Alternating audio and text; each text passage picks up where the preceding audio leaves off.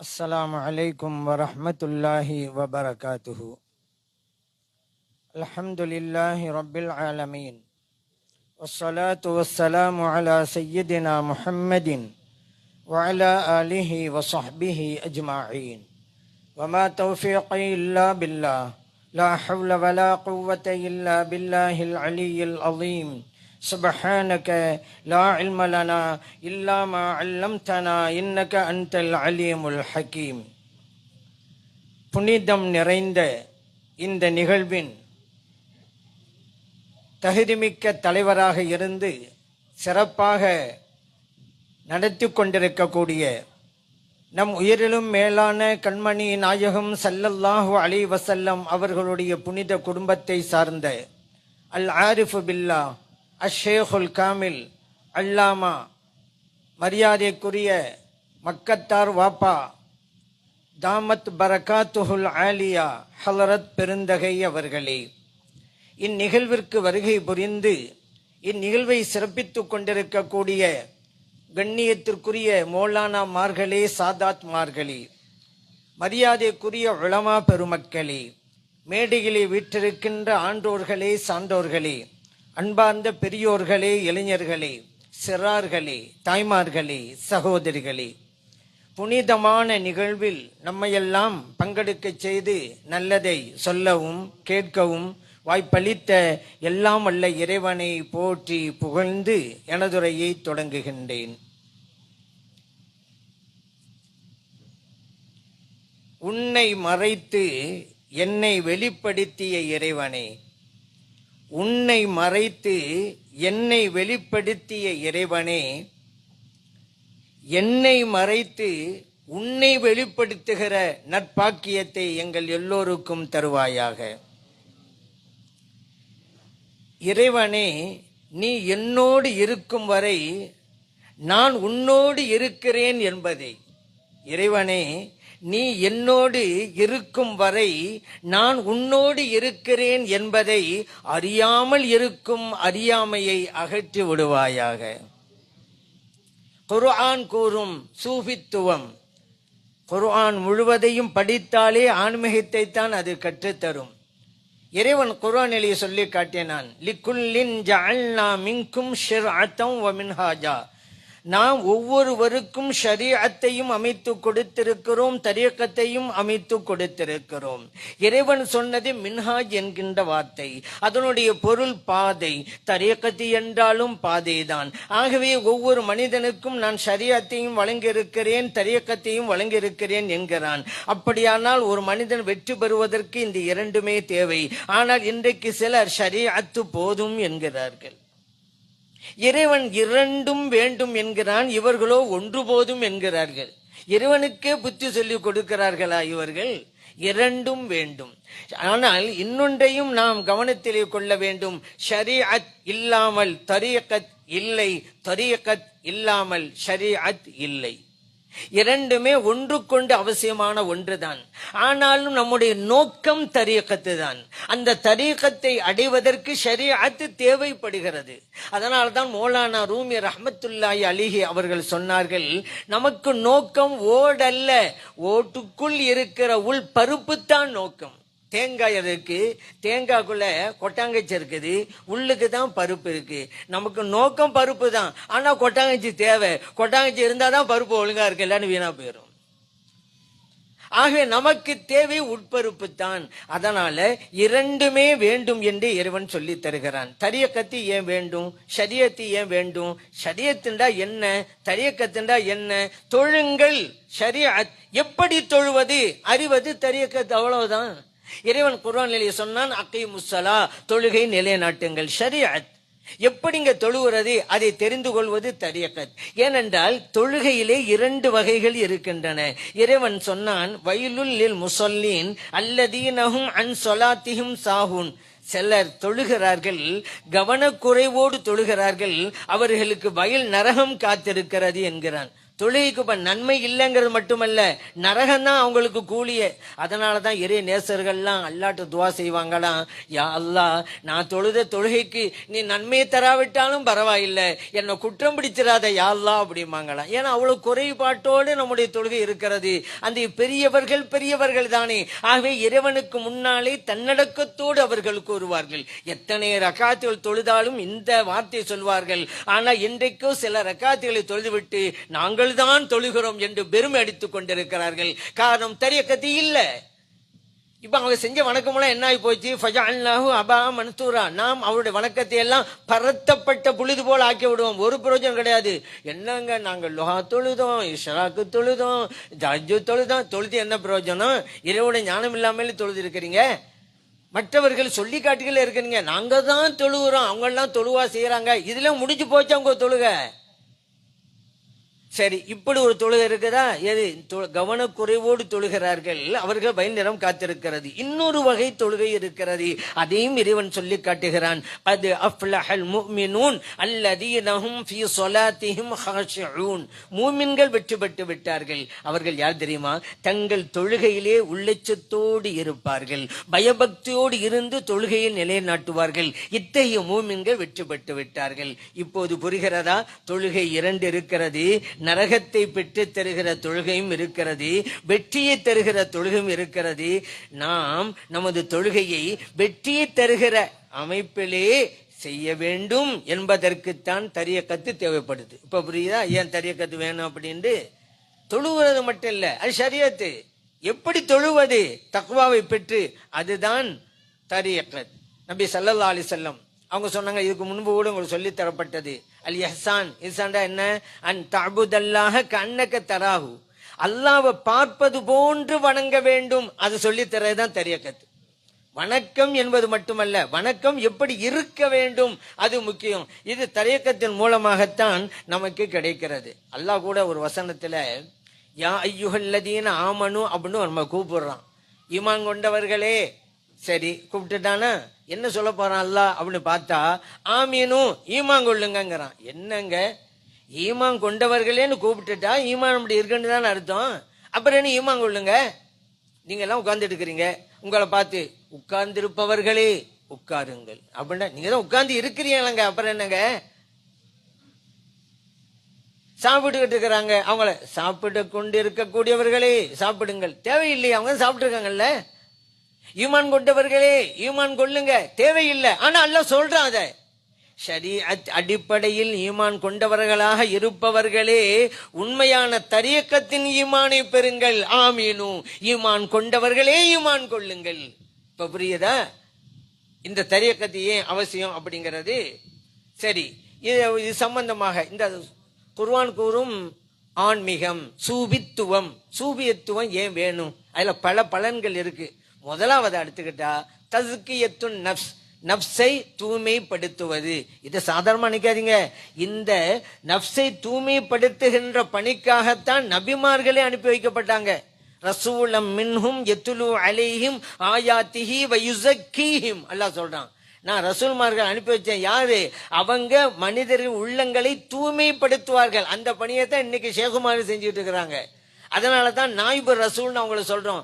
ஸல்லல்லாஹு அலைஹி வஸல்லம் அவருடைய நாயிபுகள், பிரதிநிதிகள் என்று ஏன் சொல்றோம்? அந்த நபிமார்கள் செய்த பணியை, உயர்ந்த சேவையை இன்னைக்கு ஷேகுமார்கள் செய்து கொண்டிருக்கிறார்கள். உள்ளத்தை தூய்மைப்படுத்துவது.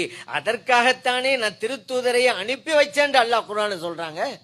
அப்ப தஸ்கியத்து நஃப்ஸ் எவ்வளவுன்னு முக்கியம்னு ஆகி போச்சு. இன்னொன்னு இதுக்கு முன்பு சொல்லி காட்டினாங்க ஹஸரத் அவர்கள். அது என்ன? நான் ஹஸரத் அவர்கள் ரெண்டு பேரை நான் சொல்றதுக்கு நான் விட்டுட்டேன் ஆரம்பத்தில். என் கூட வந்திருக்கக்கூடிய ஹஸரத் பெருந்தகைகள் இருவருமே தமிழகத்திலே மிக பிரபல்யமான பேச்சாளர்கள். உங்களுக்கு அழகான ஆன்மீக கருத்துக்களை இந்த கூட்டத்திலே உங்களுக்கு வழங்கினார்கள். அவர்களில் ஒருவர் மௌலானா மௌலவி அல் ஹாஃபில் அல்லாமா எஸ் அஹமது பாக்கவி ஹலரத் பெருந்தகை அவர்கள். இன்னொருவர் மௌலானா மௌலவி அல் ஹாஃபில் அல்லாமா அபூபக்கர் உஸ்மானி ஹலரத் பெருந்தகை அவர்கள். அவங்க சொன்னதை நோட் பண்ணி தான் உங்களுக்கு சில கருத்துக்களை சொல்றேன். அவங்க சொன்னாங்கல்ல, வஷம்சி வல்லுஹாஹா என்கின்ற அந்த சூரா ஓதுனாங்கல்ல, அதுல பாத்தீங்களா எத்தனை சத்தியங்கள் இறைவன் எடுக்கிறான்? அஷம்சி சூரியன் மீது சத்தியமாக, வலுஹாஹா லுஹா நேரத்தின் மீது சத்தியமாக, வல் கமரி சந்திரன் மீது சத்தியமாக. இப்படி இறைவன் சத்தியங்களை செய்து கொண்டே போகிறான். எத்தனை சத்தியங்கள் எண்ணி பார்த்தால் 11 சத்தியங்கள். குர்ஆனிலே எந்த இடத்திலும் இத்தனை சத்தியங்கள் கிடையாது. இறைவன் முக்கியமான ஒன்றை கூறுவதாக இருந்தால் சத்தியமிட்டு கூறுவான். இது இறைவனுடைய வழக்கம். அப்படி சத்தியம் செய்கின்ற போது ஒரு சத்தியம், 2 சத்தியங்கள், 3 சத்தியங்கள், 4 சத்தியங்கள் இப்படித்தான் இருக்கும். ஆனால் இங்கே 11 சத்தியங்களை செய்கிறான் குர்ஆனிலே. இந்த எண்ணிக்கை அளவிற்கு வேறு எந்த இடத்திலும் இறைவன் இத்தனை சத்தியங்களை செய்ததே கிடையாது. இதிலே நம்ம புரிஞ்சுக்கலாம். அப்ப அல்லாஹ் ஏதோ ஒரு முக்கியமான விஷயம் இல்ல மிக மிக மிக முக்கியமான விஷயம் சொல்ல போறான். இத்தனை சத்தியம் ஆகி போச்சுல. 11 சத்தியம் முடிஞ்சது பிறகு அல்லாஹ் என்ன சொல்ல போறான்னு பார்த்தா, அது அஃப்லஹ மன் ஸக்காஹா, யார் உள்ளத்தை தூய்மைப்படுத்தினாரோ அவர் வெற்றி கண்டார். வகத் ஹாப மன் தஸ்ஸாஹா, யார் உள்ளத்தை மாசுபடுத்தினாரோ அவர் தோல்வி கண்டார். இதை சொல்ல 11 சத்தியங்கள். வேறு எதையும் சொல்ல இத்தனை சத்தியங்களை இறைவன் செய்ததே இல்லை. இப்ப தஸ்கியத்துன் நஃப்ஸ் எந்த ஒரு முக்கியமான இடத்துல இருக்குங்கிறத இப்ப தெரிஞ்சு கொள்ளலாம். உள்ளத்தை சீராக்கி உள்ளதெல்லாம் சீராகும். அதனாலதான் மேல்நிலை கண்ட ஞானி முஹையுத்தீன் அப்துல் காதிர் ஜெயிலானி ரலியல்லாஹு அன்ஹு சொல்றாங்க, இந்த மனிதர்களை பார்த்து ஆச்சரியப்பட்டு போய் சொல்றாங்க, வீடு ஓட்டையா இருக்கு, அவன் கதவை போய் அலங்காரம் பண்ணிக்கிட்டு உட்கார்ந்துட்டு இருக்கிறான் அப்படிங்கிறாங்க. அப்படின்னா என்ன? தன்னுடைய உடல் விஷயத்துல அக்கறை காட்டுறானே தவிர உள்ளத்தை விட்டுட்டானாங்க. வீடு ஓட்டை, மழை பெஞ்சா உள்ளுக்கு ஒழுகுது, வெயில் அடிச்சா உள்ள வருது, இவன் கதவு போய் பெயிண்ட் அடிச்சுக்கிட்டு உட்கார்ந்துக்கிட்டு இருக்கிறான். எவ்வளவு பெரிய மதியீனன் இவன் என்று முஹையுத்தீன் அப்துல் காதிர் ஜெயிலானி ரலியல்லாஹு அன்ஹு சொல்றாங்க. உள்ளத்தை தூய்மைப்படுத்துவது. உள்ளத்தை தூய்மைப்படுத்தினா என்ன? நெஞ்சை கீறி இதயத்தை எடுத்து சோப்பு போட்டு கழுவி மறுபடியும் உள்ளே வச்சிடறதா? உள்ளத்தை தூய்மைப்படுத்தி விட்டார். அதாங்க நான் என்கின்ற அகந்தையை அகற்றுவது, நான் என்கின்ற கர்வத்தை அகற்றுவது, நான் என்கின்ற ஆணவத்தை அகற்றுவது. இதுதான் தஸ்கியத்துன் நஃப்ஸ். உள்ள நோய்களை அகற்றுவது. உடல் நோய் வந்தாக்க உடனே டாக்டர்கிட்ட போறோம்ல, காய்ச்சல் வந்துருச்சு, வயிற்று விழுந்துருச்சு, கண்ணு விழுந்துருச்சு போறோம்ல. உள்ள நோய்களுக்கு நீங்க டாக்டர்கிட்ட போகணும்ல, அந்த டாக்டர் தான் ஷேகுமார்கள். அவங்க உள்ள நோய்களை அகற்றுவார்கள். விரோதம், குரோதம், தற்பெருமை, பொறாமை, கோபம், இதுவெல்லாம் உள்ளத்தின் நோய்கள். இவைகளை அகற்ற வேண்டும். தஸ்கியத்துன் நஃப்ஸ். இதற்காகத்தான் நபிமார்களே அனுப்பி வைக்கப்பட்டார்கள். தஸவுஃபுடைய நோக்கங்களில் இதுவும் ஒன்று. அடுத்ததாக இன்னொரு நோக்கம், சூஃபியத்துவ நோக்கம், மஅரிஃபத்துல்லாஹ், அல்லாஹ்வை அறிதல். இந்த உலகத்தில் நம்ம படைக்கப்பட்டதே நம்ம படைச்ச ரப்பு யாருன்னு புரிவதற்கு தாங்க.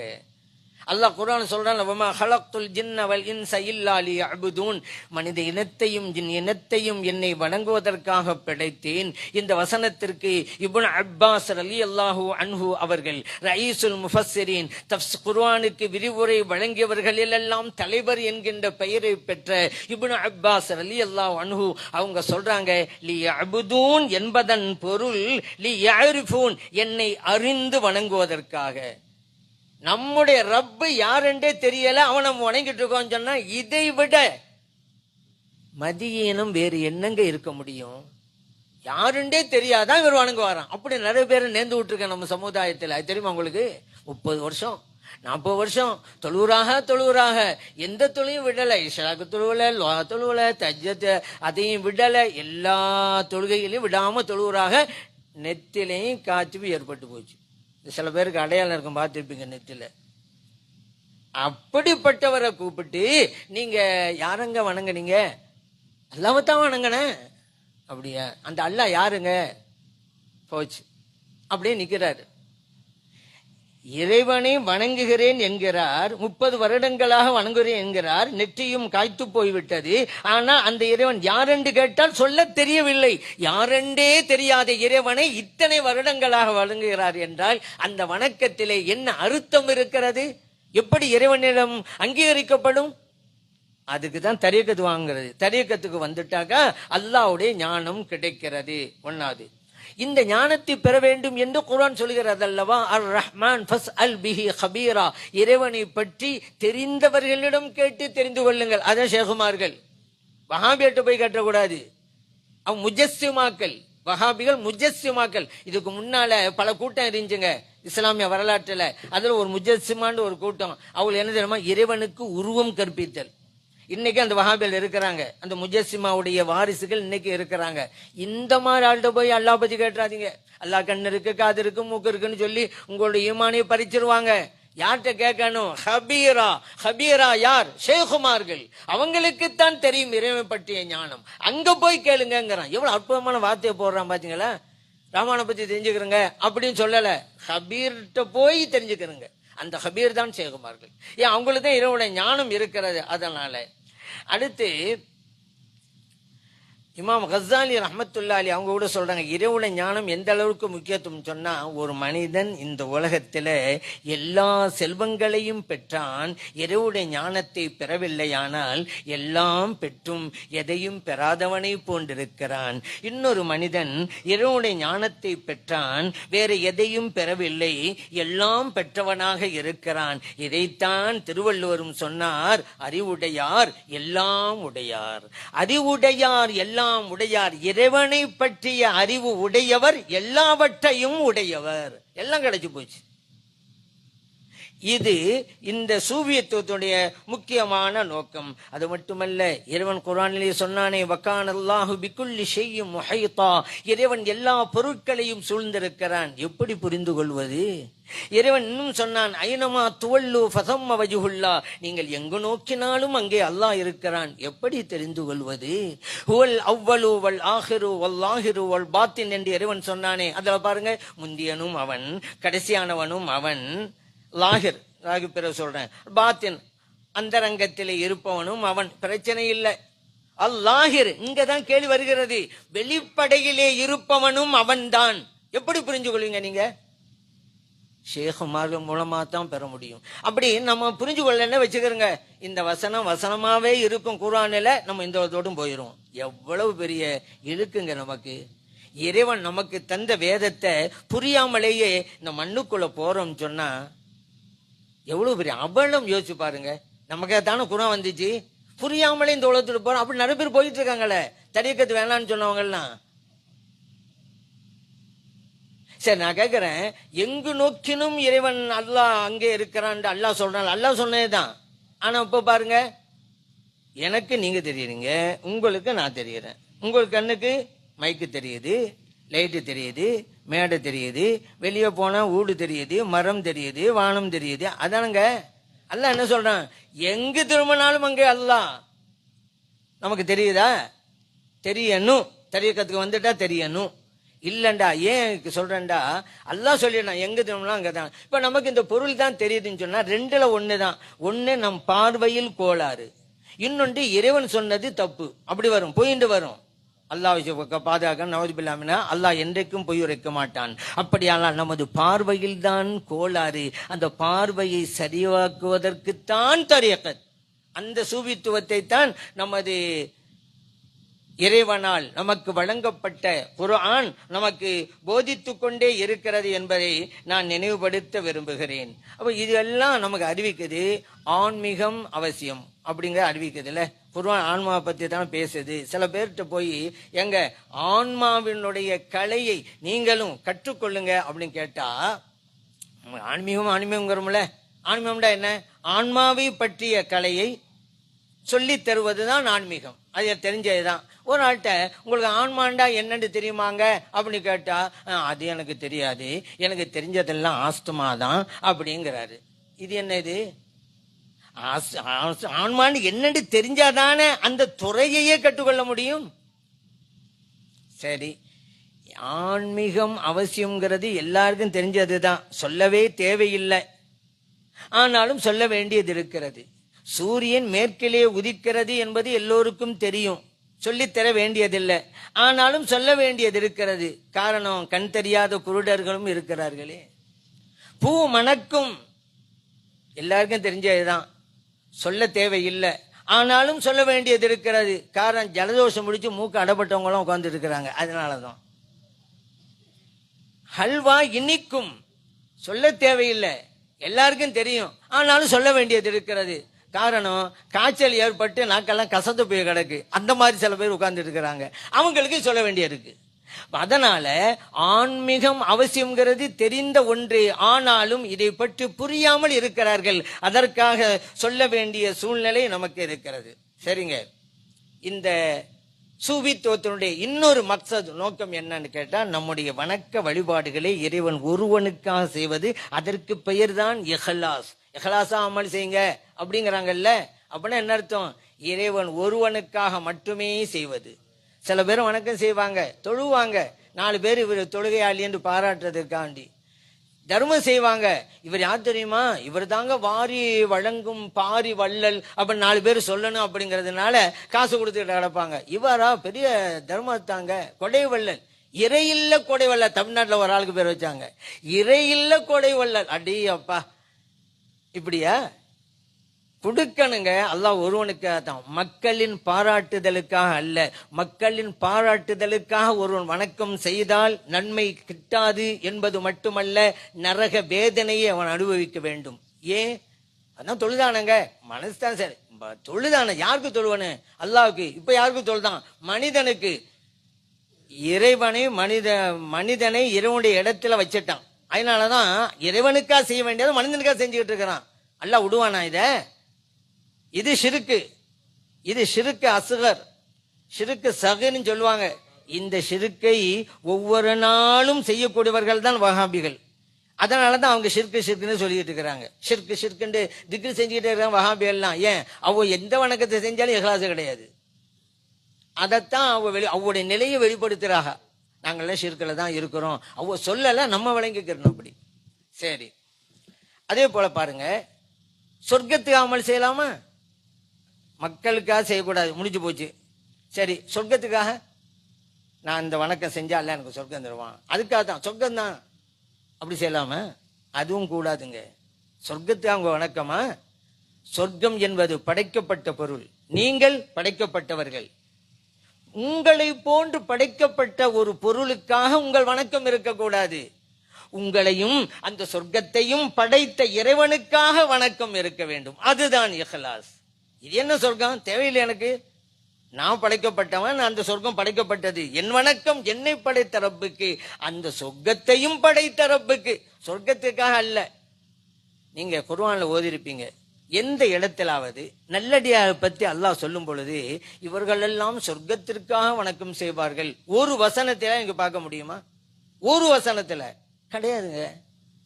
சொர்க்கத்துக்காக வணக்கம் செய்வாங்க கிடையாது. ஆனா வணக்கம் செஞ்சவங்களுக்கு சொர்க்கம் கொடுப்பேன் அல்லாஹ் சொல்றான், அது வேறு விஷயம். நான் அதை மறுக்கல. யாரெல்லாம் நல்ல வணக்கம் செஞ்சாங்களோ அவங்களுக்கெல்லாம் நான் சொர்க்கம் கொடுப்பேன் என்று அல்லாஹ் சொல்றான்.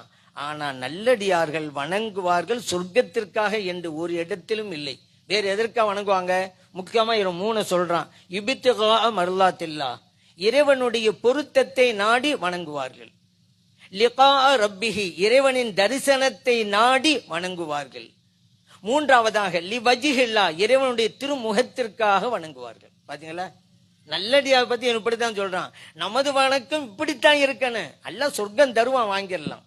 ராபியத்துல் அதவியா ரலியல்லாஹு அன்ஹா சொல்லுவாங்க, அடிக்கடி இறைவனே உன்னை நான் வணங்குகிறேன், நீ படைத்து வைத்திருக்கிற சொர்க்கத்தின் மீது ஆசைப்பட்டல்ல. இறைவனே உன்னை நான் வணங்குகிறேன், நீ படைத்து வைத்திருக்கிற நரகத்தின் மீது நான் கொண்டிருக்கிற அச்சமும் அல்ல. நான் உன்னை வணங்குகிறேன். ஏன் தெரியுமா? உன்னுடைய ரிலா, பொருத்தத்தை பெற வேண்டும், ஆகவேதான் உன்னை வணங்குகிறேன். இப்படி சொன்னவர்கள் ராபியத்துல் அதவியா ரலியல்லாஹு அன்ஹா அவர்கள். சூபிகள் எல்லாம் இப்படித்தான் வாழ்ந்தார்கள். அதே நேரத்திலே நல்லவர்கள் சொர்க்கத்தை கேட்டிருக்கிறார்கள் இறைவனிடத்திலே. இறைவனே எனக்கு சொர்க்கத்தை தருவாயாக என்று கேட்டும் இருக்கிறார்கள். அதுக்கு ஒரு சூஃபி விளக்கம் தர்றாங்க. இறைவனே, சொர்க்கம் எனக்கு நோக்கம் அல்ல, சொர்க்கம் எனக்கு நோக்கம் அல்ல, ஆனாலும் உன்னிடம் நான் சொர்க்கத்தை கேட்கிறேன். ஏன் தெரியுமா? அந்த சொர்க்கத்தில தானே உன்னை பார்க்க முடியும், ஆகவே சொர்க்கத்தை தான் எனக்கு. அங்கேயும் இறைவன் தான் நோக்கம். இப்படி இருந்தவர்கள் தான் வலிமார்கள். இவர்களுக்குத்தான் அந்த இஹ்லாஸ், தஸவுஃபுனுடைய நோக்கங்கள் ஒன்று இஹ்லாஸ், அது இவர்களுக்கு கிடைக்கும். இன்னொன்னு, அந்த தஸவுஃப் ஆன்மீகம், குர்ஆன் கூறும் ஆன்மீகம், நல்லடியார்களோடு நீங்கள் தோழமை கொள்ளுங்கள். யா அய்யுஹல்லதீன ஆமனு தகுல்லா வகூனு மஅஸ் ஸாதிகீன். இறை நம்பிக்கையாளர்களை அல்லாஹ்வை அஞ்சிக் கொள்ளுங்கள், நல்லோர்களோடு நீங்கள் தோழமை கொள்ளுங்கள். இது ரொம்ப முக்கியம். அதுல இப்ப அந்த தரீக்கத்துல சுஹபத், ஷேகுமாருடைய சுஹபத் நமக்கு கட்டாயம் தேவை. அதனால்தான் இறைவன் இவ்வாறு சொல்லி காட்டுகிறான். அதனாலதான் இமாம் அபூ ஹனீஃபா ரஹ்மத்துல்லாஹி அவங்ககிட்ட உங்க வயசு என்னன்னு கேட்ட போது 2ன்னாங்க. எனக்கு இவ்வளவு பெரிய ஆளா இருக்கிறீங்க, வயசு 2ங்கிறீங்க? ஆமாங்க, இமாம் ஜாஃபர் சாதிக் ரலியல்லாஹு அன்ஹு என்கின்ற ஞான மேதையோடு எனக்கு தொடர்பு ஏற்பட்டு 2 வருஷம் என் வாழ்நாள்ல உண்மையான வயசா அந்த 2 வருஷத்தை தான் கருதுறேன், எனக்கு வயசு 2ன்னாங்க. இமாம் ஷாஃபி ரஹ்மத்துல்லாஹி சொல்றாங்க, எனக்கு இந்த உலகமே தேவையே இல்லைங்க, ஆனாலும் இந்த உலகத்தில் வாழ்றதுக்கு நான் பிரியப்படுறேன் 2 விஷயத்துக்காக வேண்டி. 1 முனாஜாத்துல் அஸ்ஹார், 2 முஜாலசத்துல் அப்ரார். இந்த சஹர் நேரத்தில் என் ரப்போட பேசுறேன்ல, முனாஜாத் ரகசிய பேச்சு, அது இந்த உலகத்தில் கிடைக்குது. அதனால இந்த உலகத்தில் வாழ்றதுக்கு ஆசைப்படுறேன். 2வது நல்லோர்கள் சபையிலே அமர்கிற வாய்ப்பு இந்த உலகத்தில் எனக்கு கிடைக்கிறது. ஆகவே இந்த உலகத்தை நான் விரும்புகிறேன். நாங்க நல்லோர்களோடு அமர்வது, அது 2 பாருங்க. சஹர் நேரத்திலே உரையாடுவது இறைவனோடு. அப்ப சஹர் நேரம் தானே, வேற நேரத்துல எல்லாம் வழிமார்கள் உரையாட மாட்டாங்களா? எல்லா நேரம் தான், ஆனா சஹர் நேரம் மிக உகந்த நேரம். ஆகவே தான் அப்படி சொன்னாங்க. பொதுவாகவே வழிமார்கள் யார் தெரியுமா? வழிமார்கள் இறைவனோடு பேசுபவர்கள் தானே வழிமார்கள். வழிமார்கள் என்பவர்கள் வாய் மூடினால் இறைவனிடம் பேசுவார்கள், வாய் மூடினால் இறைவனிடம் பேசுவார்கள், வாய் திறந்தால் இறைவனை பற்றி பேசுவார்கள். அவர்கள் தான் வழிமார்கள். இது இந்த உலகத்தில் கிடைக்கிறது. ஆகவே இந்த உலகத்தை நான் விரும்புகிறேன். இன்னொன்னு, இந்த ஷேகுமார்களுடைய சொஹபத்து வேணும், அவருடைய கையை பிடித்து பையத்து வாங்கணும், அப்படிங்கிறதெல்லாம் நம்முடைய மார்க்கத்தில் அவசியமான ஒன்று என்பதை நாம் இப்போ ஓத போகிற வசனத்தின் மூலம் புரிஞ்சுக்கலாம். இது யாருக்கு கிடைக்கலையோ அவங்கெல்லாம் வழிகட்டவர்கள் என்று அல்லாஹ் முத்திர குத்துறான். யார் இந்த ரூட்டுக்கு வரலையோ அவங்கெல்லாம் லாலே வழி தவறியவர்கள். நான் சொல்லல, குர்ஆன் வசனம் சொல்லுகிறது. வமை யுலில் ஃபலன் தஜித லஹு வலியன் முர்ஷிதா. இறைவன் யாரை வழிகெடுக்க நினைத்து விட்டானோ அவருக்கு நபி அவர்களே, இந்த வசனத்தோட அர்த்தம் அதான், நபி அவர்களே அந்த மனிதருக்கு நீங்கள் வழி முர்ஷிதை, நேர்வழி காட்டும் வழி உள்ளாவை பெற முடியாது என்று அல்லாஹ் சொல்றான். அப்ப யார் இந்த ரூட்டுக்கு வரலையோ அப்படின்னா என்ன அர்த்தம்? அவரு வழி முர்ஷிது கிடையாதுல்ல, வழிமன்ற ஷேகுமார்கள் கிடையாது, தர்பியத்தை செய்கிற ஷேகு கிடைக்காது. யாருக்கு அது கிடைக்கலையோ அவரெல்லாம் லலாலத்து. யாரு அல்லாஹ் லலாலத்துல விடணும்னு விரும்புறானோ அவங்களுக்கு ஷேகுமார்கள் கொடுக்க மாட்டான். இதுதான் இந்த வசனத்தோட கருத்து. இந்த வசனத்தில் இன்னொரு வசனம் இருக்கு. எப்படி தெரியுமா அல்லாஹ் சொல்லியிருக்கானே, இத யாரு அல்லாஹ் வழிகெடுக்க நினைச்சிட்டானோ அந்த மனிதர் பழை எஜித, அப்படிதான் வந்திருக்கானு, பழை எஜித, அவர் பெற்றுக்கொள்ள மாட்டார் தனக்கு வலியன் முர்ஷிதை. அப்படித்தானே வரணும். இங்க பாருங்க, அல்லாஹ் யார வழிக்க நினைச்சிட்டானோ நபி அவர்களே நீங்க அந்த மனிதருக்காக பெற்றுக்கொள்ள மாட்டீங்கன்னு இருக்கு. அது ஏன் இப்படி சொல்லணும்ல? காரணம் இருக்கிறது. நபி ஸல்லல்லாஹு அலைஹி வஸல்லம் அவர்கள் தான் நமக்கு ரஹ்மத்தாக இருக்கிறார்கள். இறைவன் எதை நமக்கு கொடுத்தாலும் நபி ஸல்லல்லாஹு அலைஹி வஸல்லம் அவர்கள் மூலமாகத்தான் நமக்கு கொடுக்க வேண்டியது இருக்கிறது. ஆகவே தான் அவங்க சொன்னாங்க, இன்னமா அனல் காசிம் வல்லாஹ் யுஅதி, அல்லாஹ் கொடுக்கிறான், நான் பங்கீடு செய்கிறேன். புகாரிலே பதிவு செய்யப்பட்ட ஹதீஸ். இந்த உலகத்தில் நான் பெறுகின்ற கல்வி, ரிஸ்கை எதுவாக இருக்கட்டும், நபி ஸல்லல்லாஹு அலைஹி வஸல்லம் அவர்கள் தான் நமக்கு பங்கீடு செய்து கொடுக்கிறார்கள். இறைவன் கொடுக்கிறான், பங்கீடு செய்வது கண்மணி நாயகம் ஸல்லல்லாஹு அலைஹி வஸல்லம் அவர்கள். எந்த அளவுக்கு தெரியுமா? ஷேகு உள்பட இவருக்கு இவங்க தான் ஷேகு, அவருக்கு அவங்க தான் ஷேகு அப்படின்னு அமைகிறாங்கல்ல இந்த உலகத்துல. இதை நிர்ணயிப்பது யார்? கண்மணி நாயகம் ஸல்லல்லாஹு அலைஹி வஸல்லம் அவர்கள் தான்.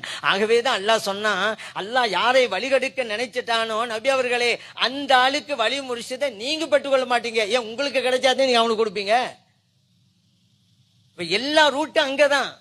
அதனாலதான் அல்லாஹு தஆலா தன் தஜிதங்கிற, நீங்க பெற்றுக்கொள்ள மாட்டீங்கிறான்.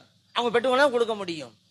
இப்ப இந்த ரூட்டு ஏன் அவசியம்? ஒரு ஷேகு ஏன் அவசியம்? ஒரு குழந்தை நடை பயில வேண்டுமானால் ஒரு சாதனம் தேவை, அது பிடிச்சுக்கிட்டு தான் நடக்கும். அது போன்று நாம் இறைவனை அறிகின்ற இந்த பாட்டையிலே நடைபோட வேண்டுமானால் நமக்கும் ஒரு சாதனம் வேண்டும். அந்த சாதனம் தான் ஷேகுமார்கள். இருட்ட ஒருத்தன் இருக்கிறான், அவன் தான் நாடின இடத்துக்கு போகணும். அவனுக்கு வெளிச்சம் கொடுக்கிற விளக்கு தேவை. நமக்கும் அப்படித்தான். வெளிச்சம் கொடுக்கிற விளக்காகத்தான் ஷேகுமார்கள் இருக்கிறார்கள். சில பேர் சொல்லுவாங்க அதெல்லாம் தேவையில்லைங்க, அதெல்லாம் யாருக்குங்க, சிலருக்குங்க. ஏதோ தரீக்கத்தெல்லாம் சில பேருக்கு நேர்ந்து விட்ட மாதிரி அவளுக்கு தேவையில்லையா, அதுக்கு சில பேர் இருக்கிறாங்களாம். தன்னைத்தானே ஏமாற்றி கொள்கிறார்கள். பார்த்தீங்களா? கண்ணிருந்தும் குருடர்களாக இருந்து கிணற்றுக்குள் விழுந்துகிறாங்க. பார்த்தீங்களா? அதெல்லாம் நமக்கு இல்லைங்க. அப்படியா? அப்படின்னா என்ன அர்த்தம்? நான் ஏற்கனவே சொன்ன மாதிரிதான், அல்ல அந்த ரூட்ல அவங்களை விட்டுட்டாண்டு அர்த்தம். இன்னும் சில பேர் இருக்கிறாங்கங்க, வேணும் தான், பையத்தெல்லாம் வாங்கணும் தான், அதுக்கெல்லாம் ஒரு பக்குவம் வரட்டும், இப்ப வேணாம், ஏன் வாங்கிட்டு அந்த மாதிரி நடக்கணும்ல, அதெல்லாம் ஒரு பக்குவம் வரட்டும் அப்படின்னு சில பேர் தன்னைத்தானே மாத்திட்டு இருக்கிறாங்க. நான் கேட்கிறேன், பக்குவம் வரட்டும் அப்புறம் நீங்க பையத்துங்கிறீல, நீங்க பக்குவம் பெற்றுட்டா உங்களுக்கு ஏங்க பையத்து? நீங்க தான் பக்குவம் அடைஞ்சிட்டீங்கல்ல, நீங்க பையத்து கொடுக்கலாமா மற்றவங்களுக்கு? பக்குவம் அடைந்த பிறகு பைஅத் அல்ல, பக்குவம் அடைவதற்காகத்தான் பையத். இப்ப புரியுதா? பக்குவத்தை நீங்க அடையணும், அதுக்கு தான். அப்ப இவங்க நான் கேட்க, இந்த மாதிரி சொன்னா என்ன ஆகும்டா, ஒரு ஆளுக்கு காய்ச்சல் ஏற்பட்டுச்சு, அவருக்கு மருந்து போய் கொடுத்தா, இப்ப வேணாம், எனக்கு காய்ச்சல் போனதுக்கு பிறகு நான் மருந்து சாப்பிட்றேன். காய்ச்சல் போனது காய்ச்சல் போறதுக்கு தானேப்பா இந்த மருந்து மாத்திரை ஊசியெல்லாம், போனது பிறகுங்கிற. ஒரு ஆள் சொன்னா, எனக்கு நீச்சல் தெரிந்தாதான் நான் தண்ணியில இறங்குவேங்கிறான். என்னங்க இது, நீச்சல் தெரிய மாட்டேங்கிறத எவ்வளவு உறுதியா இருக்கிறான் பாத்தீங்களா? நீச்சல் தெரிந்தாதான் தண்ணிக்குள்ள இறங்குவானா? தண்ணீர்ல இறங்காம நீச்சலை எப்படி உனக்கு தெரியும்? அந்த மாதிரி இருக்குது. பக்குவம் வந்ததுக்கு பிறகுதான் உபயத்து வாங்குவாங்களாம். அதனால யாரெல்லாம் இப்படி சொல்லி சொல்லி இந்த ரூட்டுக்கு வரலையோ அவங்களையெல்லாம் அல்லாஹ் லலாலத்துல விட்டுட்டான். இந்த படைப்பின் நோக்கம் அவர்களுக்கு நிறைவேற்ற முடியாத சூழ்நிலை வருகிறது. இறைவன் இன்னொரு ஒரு ஒழுக்கத்தையும் பண்பாட்டையும் கற்றுத்தருகிறான். நம்ம ஷேகுமார்கள்ட்ட எப்படி இருக்குன்னு சொல்லி, வலா தஅது ஐநாக்க அன்ஹும், இறை நேசர்களுடைய சபையில் நீங்க இருக்கும்போது அவர்களை நீங்கள் பார்த்து கொண்டே இருங்கள் என்கிறான். உங்களுடைய பார்வை அவர்களை விட்டும் திரும்ப வேண்டாம் என்கிறான். அப்படியானால் இறை நேசர்களை பார்ப்பதே வணக்கம் என்கிறான் இறைவன். குர்ஆன் கூறும் சூஃபித்துவத்தை, அந்த தசவுஃபை, அந்த ஆன்மீகத்தை உரிய முறையிலே புரிந்து அதன் வழி நடக்கின்ற நற்பாக்கியத்தை எல்லாம் உள்ள இறைவன் நமக்கும் நமது பிள்ளைகளுக்கும் நமது குடும்பத்தினருக்கும் நிரப்பமாக தந்தருள்வானாக. ஆமீன். அல்ஹம்துலில்லாஹி ரப்பில் ஆலமீன் என்று பிரார்த்தனை செய்து வாய்ப்பளித்த நல்லோர்களுக்கு நன்றி கூறி விடைபெறுகிறேன். அஸ்ஸலாமு அலைக்கும் வரஹ்மத்துல்லாஹி வபரகாத்துஹு.